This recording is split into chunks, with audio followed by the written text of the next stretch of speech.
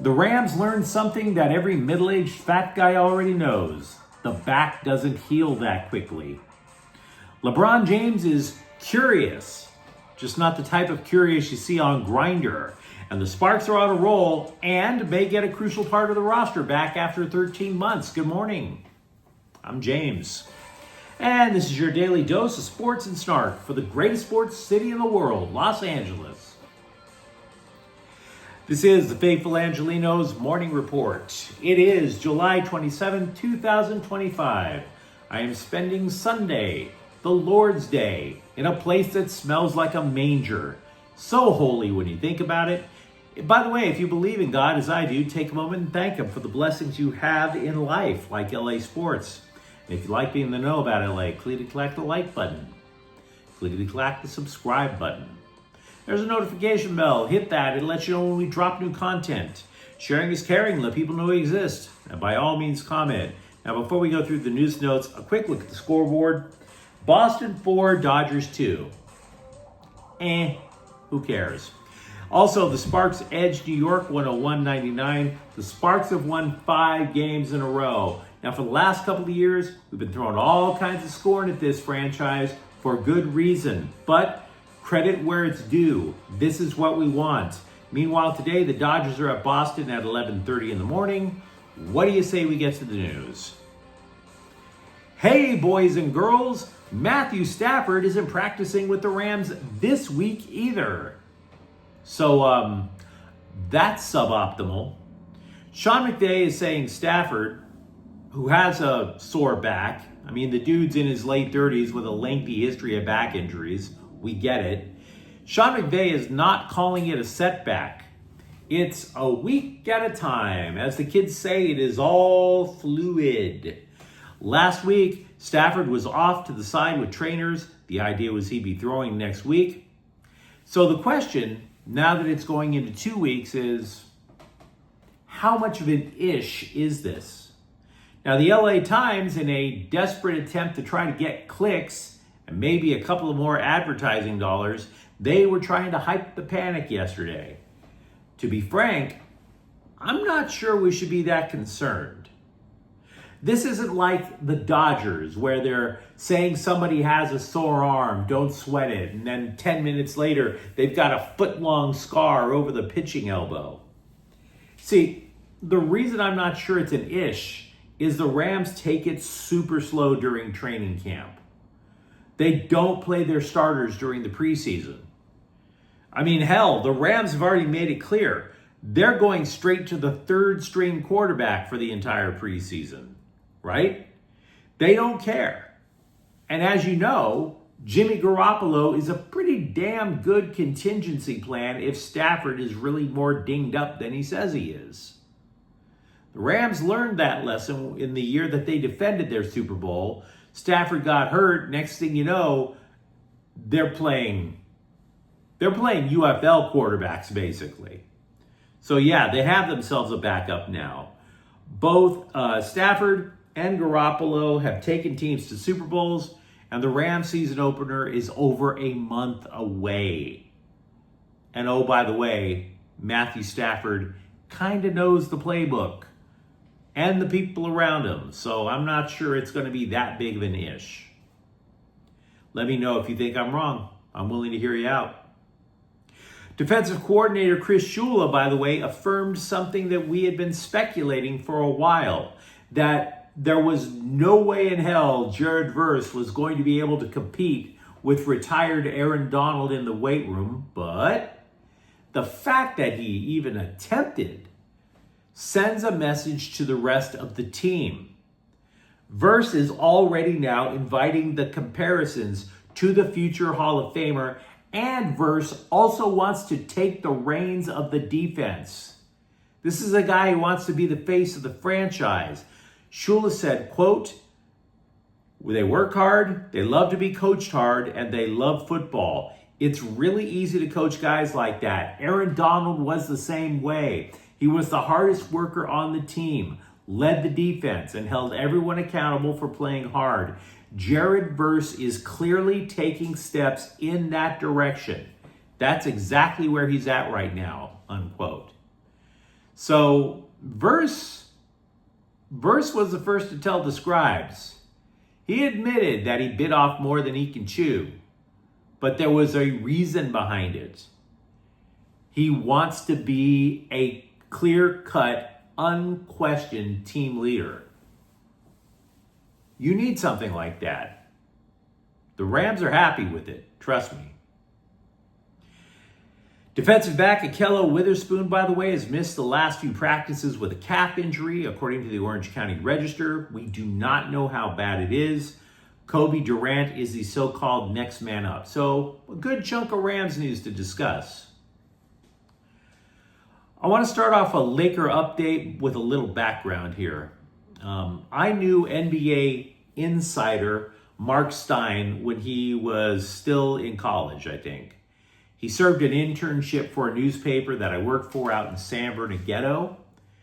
We didn't get along that well, but whatever. It's not that big of a thing. The dude went to ESPN for years. Now he has a Substack where he specializes in the cheapest of clickbait. He talks about NBA trades that never happened. That's not inside dope, guys. I mean, look. Teams are calling everyone else all the time about potential trades. Is so-and-so available? No. Click. And then somebody tells Mark Stein and all of a sudden, ooh, they're talking about a trade. When the answer was clearly no, right? The reason I'm so anti-Stein is because the dude crapped on Adrian Wojnarowski when he was on the outs at ESPN. I'm sorry that Woj actually broke actual trades, dude. Something you were never able to accomplish. So I tell all of you that backstory as a backdrop. This is why you should not trust the latest LeBron James wants out of LA story. Stein is claiming James has genuine curiosity about playing for Dallas. Genuine curiosity. You know, Lily from the old AT&T commercials is now posting racy nudes on an adult site. I have genuine curiosity to see if she's naked, but I'm not going to pay to find out, right? And Stein, by the way, is buffering like he always does. He's buffering his hot take by saying, well, James is not definitively saying he wants out. And you know why he's not saying James wants out? Because that would be an actual news story. He can't find actual news. No. James is just curious. Like when your girlfriend kisses another chick, she's just curious. If it is true that James is fantasizing about a reunion with D'Angelo Russell while Kyrie Irving and Anthony Davis recover from their latest injuries, so be it. All I'm going to say is we know the facts. James is a Laker, and he's still going to be a Laker. And he's been pulling this maybe I'll leave act for the entirety of his 21-year career. We knew this story. We've seen this movie, and I'm not going to pay for your Substack, bruh. Cameron Brink has been cleared to play for the Sparks 13 months after her anterior cruciate ligament went kabloom. Cleared to play. Didn't play, cleared to play. Now, I will tell you that this does have the potential to be a needle-moving addition for the Sparks. Despite her self-serving, narcissistic social media presence. See, the Sparks are trying to claw back to 500 and maybe, just maybe, make the playoffs for the first time in 5 years. What they lack is interior defense, which is why Brink was drafted immediately after Caitlin Clark last year in the first place. Brink is stepping, no pun intended, into a mutually ideal situation. See, when you're drafted second overall, you're supposed to be the cornerstone of a franchise rebuild, right? Which clearly she could not answer that call. But thankfully for the Sparks, they don't need her to be the cornerstone. She doesn't even have to score points. They can get scoring. All she has to do is to protect the rim.